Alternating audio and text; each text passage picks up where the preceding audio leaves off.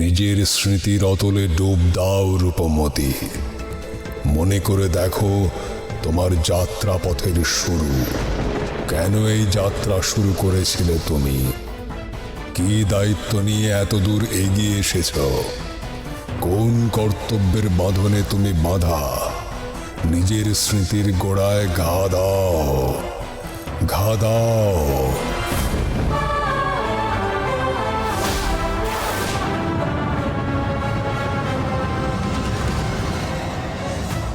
আমি ব্যাচ সর্দার কিরাতের ছেলে, আর ও আমার বন্ধু অভিরাজ। আমরা সৎভাবে সৎ পথে শিকার করে নিজেদের খাবার জোগাড় করি। আমরা চুরি করে নিজেদের খাবার জোগাড় করি না।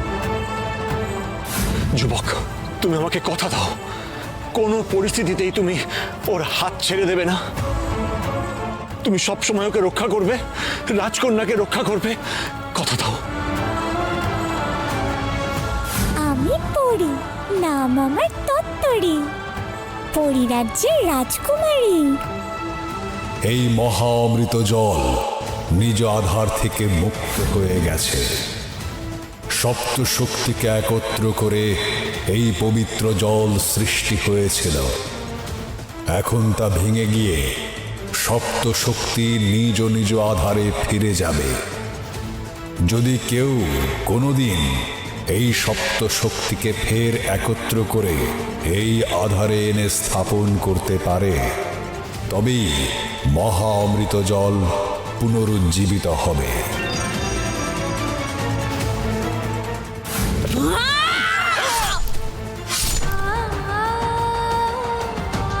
মহা অমৃত জল আবার ফিরিয়ে আনতে হবে। তুই তুই রূপনগরের ভবিষ্যৎ।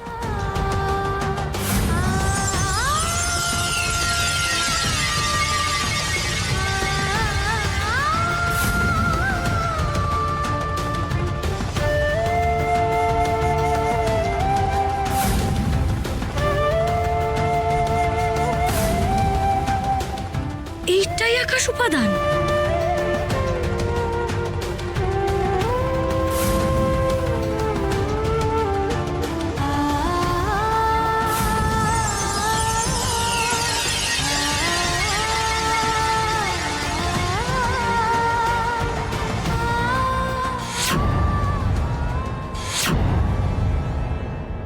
এবার নিজের কর্তব্য ও গুরুত্বটা মনে পড়েছে রূপমতি? তুমি এই সুযোগ একবার পেলে, কারণ তুমি বহু মানুষ ও প্রাণীর উপকার করেছ, এত রাজ্যকে রক্ষা করেছ, অনেকের আশীর্বাদ পেয়েছ। তাই এই পর্যায়ে ব্যক্তিগত আকাঙ্ক্ষা পোষণ করেও তোমার শাস্তি হলো না, বরং তুমি আরেকটা সুযোগ পেলে। তোমার প্রতিটা সিদ্ধান্তে যেমন জড়িয়েছিল বৃহত্তর মানুষের স্বার্থ, আজও তোমার সিদ্ধান্তের ওপর ভিত্তি করছে অগুন্তি মানুষের ভবিতব্য। তুমি সবার থেকে আলাদা এই একটাই কারণে, তুমি কখনো নিজের কথা ভাবনি, সকলের কথা ভেবেছ। তবে তোমার কাছে পথ খোলা রয়েছে। এই প্রথম যদি তোমার মনে হয় তুমি নিজের কথা ভাববে, সেটাও তোমারই সিদ্ধান্ত।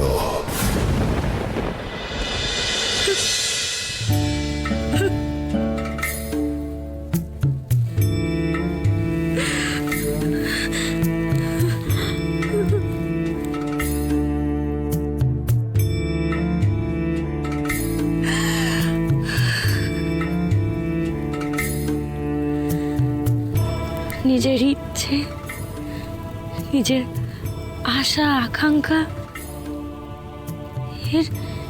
এর কোনো কিছুকে আমি কখনো গুরুত্ব দিইনি, কোনোদিনও না।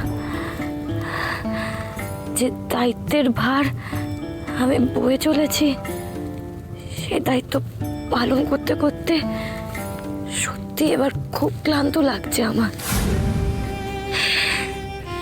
বুঝতে পারছি ভেতর থেকে যে কতটা ক্ষয়ে গেছি আমি, সত্যি কোনোদিনও ভাবিনি যে আমি এই জায়গায় এসে পৌঁছতে পারবো। তবে আমার বাবা আমাকে প্রথম চিনতে পেরেছিল। আমার বাবা আমার উপর সবার প্রথম বিশ্বাস করেছিল। সেই বিশ্বাস হয়তো আমি নিজেকেও নিজে কোনোদিনও করতে পারিনি।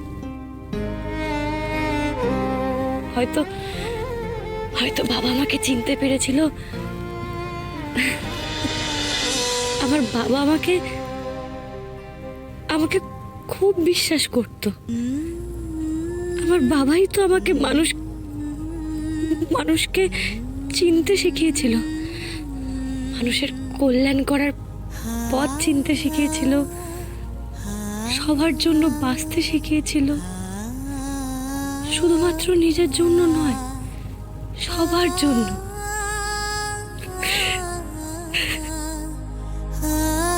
তুমি চিন্তা করো না বাবা, তোমার সমস্ত স্বপ্ন, আশা, আকাঙ্ক্ষা, তোমার সবকিছু পূরণ করব আমি আমার কাজের মধ্যে থেকে। তোমার রূপমতি তোমার সব ইচ্ছে পূরণ করবে। তুমি যে পৃথিবীর স্বপ্ন দেখেছিলে, সেই পৃথিবী গড়ে তুলবো আমি। হিংসা, ক্রোধ, দুঃখ, অশুভ শক্তি, এই সব কিছু মুক্ত এক পৃথিবী তোমার রূপমতি তোমার জন্য ঠিক গড়ে তুলবে। তুমি চিন্তা করো না, একদম চিন্তা করো না বাবা।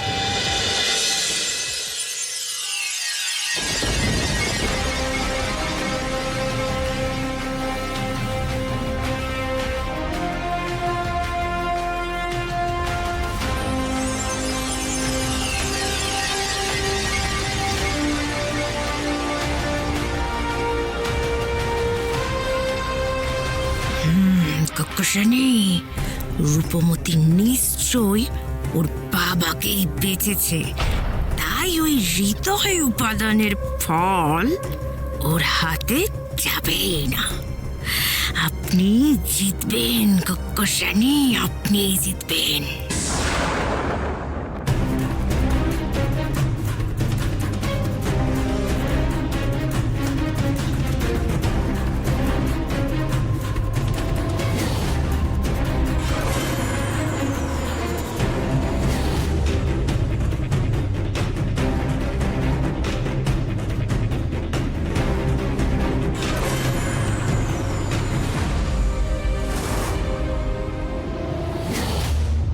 হায় হায়, শেষে কি জটিলা হৃদয় উপাদান পেয়ে যাবে? বন্ধু, এই যে সর্বনাশ হয়ে যাবে।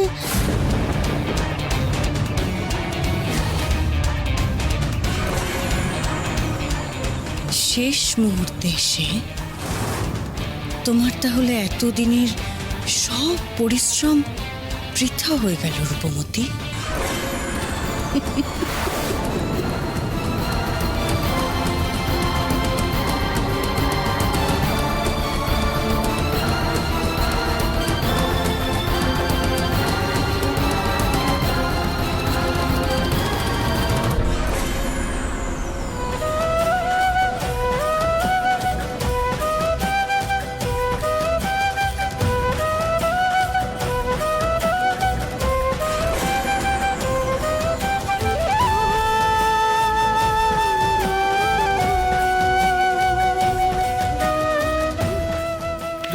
রূপ, তুই পেরেছিস। এত কঠিন পরীক্ষাতে তুই উত্তীর্ণ হতে পেরেছিস। সত্যি দিদি, এই পরীক্ষাটায় আমরা খুবই উদ্বিগ্ন ছিলাম যে কি হবে, কিন্তু শেষমেশ তুই জটিলার হাত থেকে হৃদয় উপাদান ছিনিয়ে নিতে পেরেছিস। রূপমতি,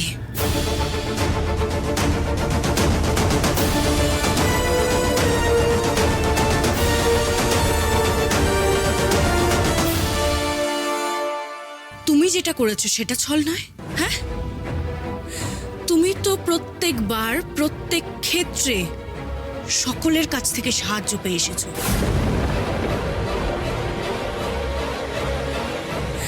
সাহায্য ছাড়া তুমি এক পাও এগোতে পারতে না। তুমি পারতে? তুমি সত্যি বলো তো, এই লড়াইয়ে একা জিততে তুমি পারতে? তোমরা পক্ষপাতিত্ব না করে বলো।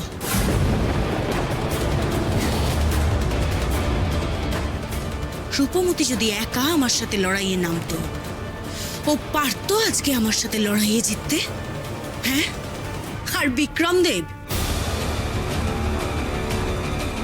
উনি তো নিজে রূপমতির জন্য সাহায্যের হাত বাড়িয়ে আগে থেকেই দিয়েছিল,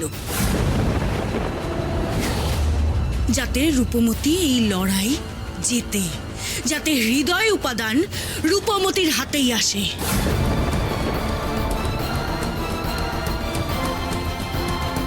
জটিলা, অনেক সহ্য করেছি তোমার বাড়াবাড়ি। এবার আমার হাত থেকে কিছুতেই রেহাই পাবে না তুমি। হ্যাঁ, তোমরা সব সময় রূপমতির পাশে ঢাল হয়ে থেকেছো। ও একা লড়াই করুক আমার সাথে, আমিও দেখতে চাই ও সেই লড়াই জিততে পারে কিনা। জটিলা, ক্রোধের বশে তুমি ভুল ভাবছো। এই লড়াইটা রূপমতির জন্য কখনোই সহজ ছিল না, বরং তোমার জন্য সহজ ছিল, কারণ তুমি তোমার সমস্ত ক্ষমতা সমস্ত রকম চক্রান্তে অপব্যবহার করেছ। রূপমতি কোনোদিনই যোদ্ধা ছিল না, ছোটবেলা থেকে সে অস্ত্র শিক্ষা পায়নি, কিন্তু ধীরে ধীরে সে নানান পরিস্থিতিতে লড়াইয়ের ময়দানে নেমে নিজেকে তৈরি করেছে। আর তুমি তাকে মৃত্যু মুখে ফেলেছ, বিপদে ফেলেছ। রূপমতি কিন্তু তাও টিকে থেকেছে, হার মানেনি, লড়াই করে গেছে। কিন্তু তুমি এইটা কিছুতেই মেনে নিতে পারছো না যে তোমার সমস্ত রকমের ভাবনা, সমস্ত রকমের প্রচেষ্টা অশুভ আকাঙ্ক্ষার জন্য। আর তোমার এই অশুভ আকাঙ্ক্ষাই, এই অন্যায় তোমাকে ধীরে ধীরে ধীরে ধীরে পরাজয়ের দিকে নিয়ে যাচ্ছে। আমার অন্য অভিপ্রায়ের কথা এখানে কাউকে বুঝতে দেওয়া যাবে না।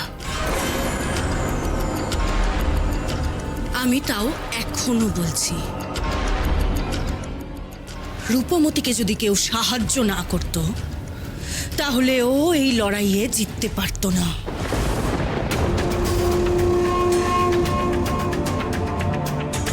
প্রত্যেকটা মুহূর্তে রূপমতি প্রত্যেকের কাছ থেকে সাহায্য পেয়েছে।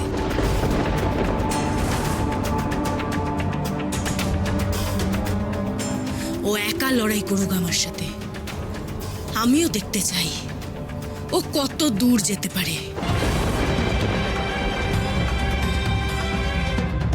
আসলে কি বলতো, রূপমতি হচ্ছে ভীতু।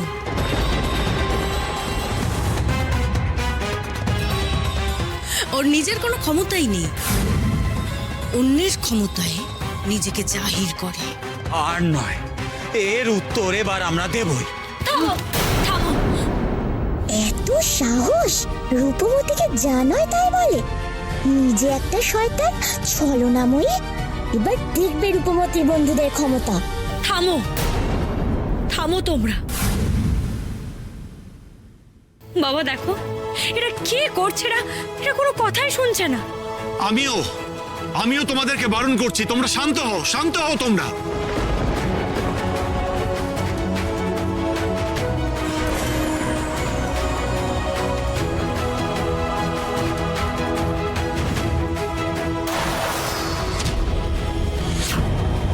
মহারাজ ক্ষমা করবেন, আমি আপনার এই কথা রাখতে পারবো না। আজ এই খপ্পরশালীকে আমি কিছুতেই চাই।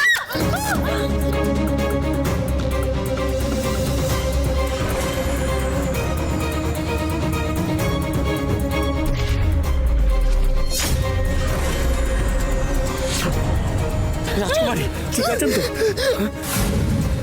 জটিলা, জটিলা কোথায় গেল? কোথায় গেল জটিলা? হ্যাঁ, কোথায় গেল? সর্বনাশ হয়ে গেল, মহা সর্বনাশ হয়ে গেল। জটিলা হৃদয় প্রদান নিয়ে পালিয়ে গেল। কোথায় খুঁজবো ওকে এখন? কোথায় খুঁজবো আমরা? বুঝতে পেরেছি, খুব ভালো করে বুঝতে পেরেছি। ওই কক্ষস্বামীর জটিলার আসল উদ্দেশ্য ছিল ছলনা করে আমাদের অন্য মনস্কতার সুযোগ নিয়ে হৃদয় উপাদান চুরি করে পালিয়ে যাওয়া। কিন্তু জটিলা তো এবার সবকিছু ধ্বংস করে দেবে। ওই শয়তানিকে এত কথা বলার সুযোগ দেওয়াই উচিত হয়। ও শুধু সুযোগ সন্ধানী। না না না না, যা হোক করে জটিলাকে আমাকে খুঁজে বের করতেই হবে। হৃদয় উপাদান নিয়ে চলে গেছে, ওকে আমাকে খুঁজে বের করতে হবে। হৃদয় উপাদান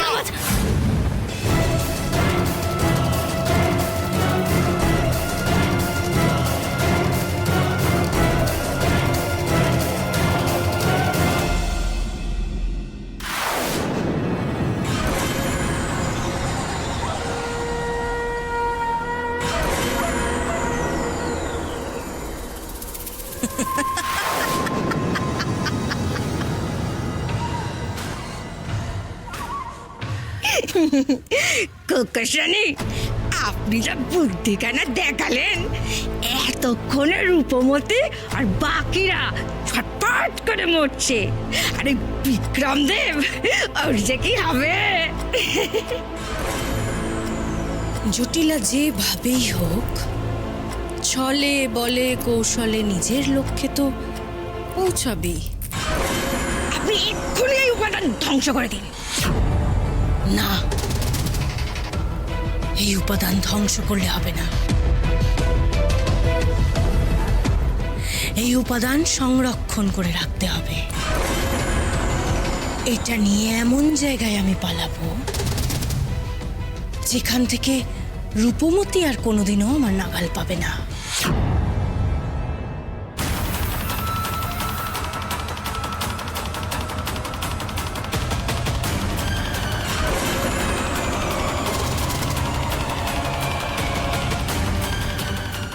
কি হচ্ছে সব? এটা এরকম সংকুচিত হয়ে কালো হয়ে যাচ্ছে কেন?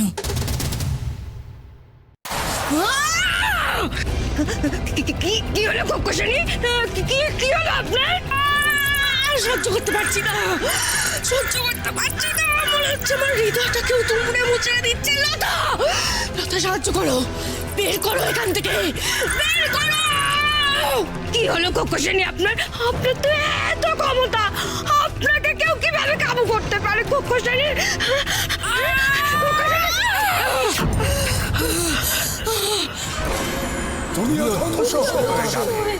তুমিও রেহাই পাবে না।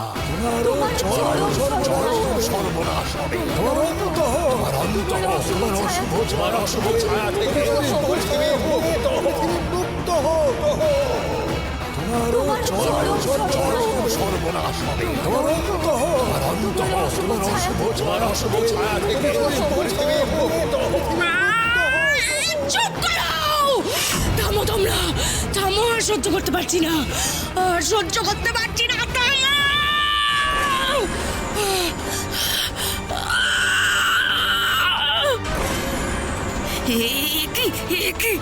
কক্ষস্বামীকে তো আমি এমন কখনো দেখিনি। কি জানি ওনার কি হয়েছে। না না না না, আমি কাছে গেলে যদি আমাকে মেরে ফেলেন।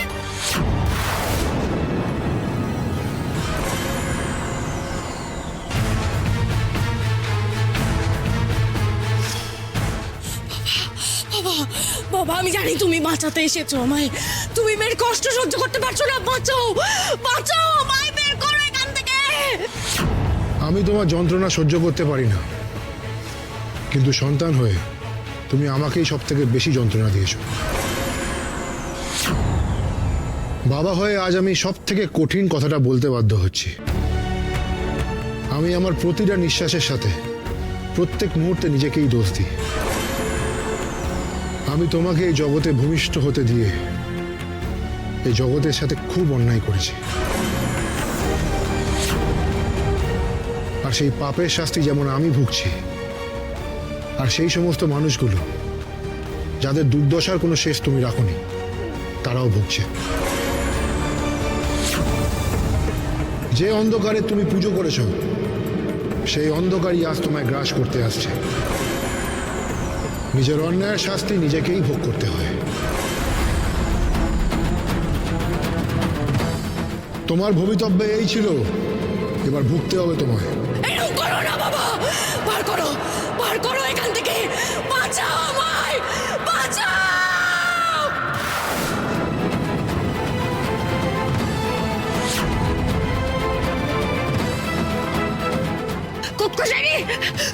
কোকোশানি কোথায় গেলেন আপনি?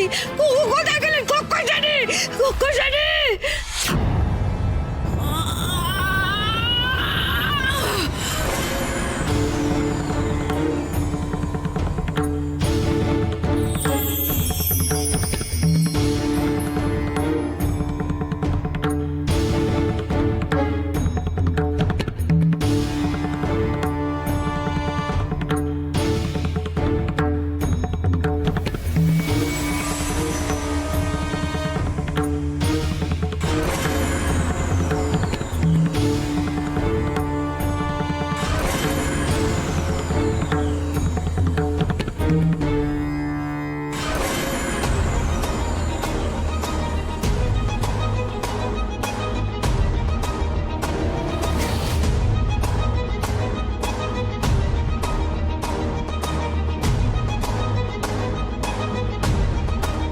কি লাভ হলো জটিলা?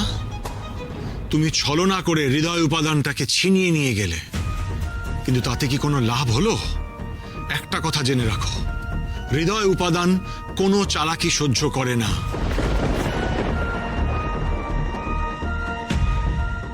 এই উপাদান নিজে যাকে নির্বাচিত করেছে তাকে ব্যতীত অন্য কারোর কাছে যাবে না।